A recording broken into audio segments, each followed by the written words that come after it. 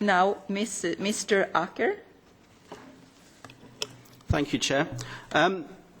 It's all motherhood and apple pie, isn't it? But it doesn't address the pull factors that would take people to the European Union. This is a crisis that starts at the Mediterranean, goes all the way to the anarchy at Calais, and we have a migration crisis in the United Kingdom, 325,000 net migrants coming into the UK every year, is putting pressure on schools, primary schools in particular, is putting pressures on the medical services, and enough is enough. I mean, we are reaping the calamity of 10 to 15 years of foreign policy failures.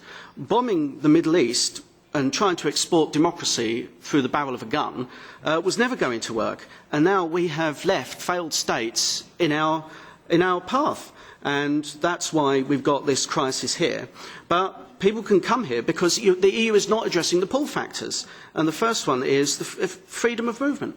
If people can come here, they can take advantage of Schengen, and that entitles them to come across most EU states, which is why at Calais we have the scene of illegal migrants putting themselves in harm's way, clambering onto Eurotunnel, Eurostar trains, and attempting to come to the United Kingdom.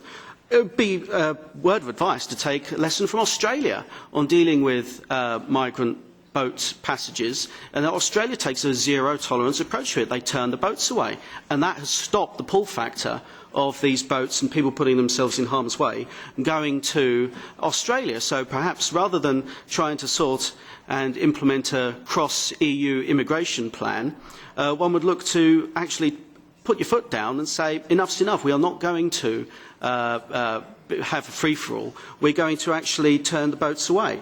But there are other pull factors, particularly with my member state, with regards to EU migration, which has been a debate in the UK going on for the past few years when finally immigration became accepted for public debate. On legal migration, one of the biggest pull factors in the UK is our benefit system. The current government put into place plans where only after 3 months and only earning £155 a week, EU migrants would be eligible for in-work benefits.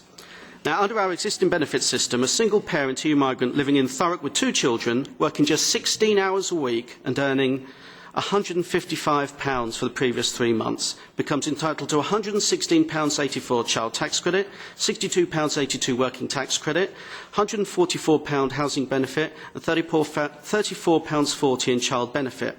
That takes their weekly income to £513.05.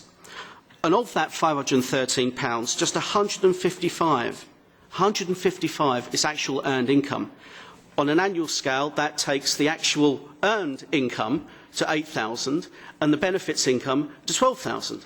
Now that puts an intolerable strain on the British taxpayer and the British Exchequer, and under EU rules we cannot say that you have to be living and working in the United Kingdom for a period of 5 years before you are eligible for these benefits. But this opinion, I may photocopy it and pass it around to my constituents because it talks of more Europe. And we're told time and time again from David Cameron and the Conservatives to trust them, that they'll get a good deal, that they'll be able to bring powers back to the United Kingdom.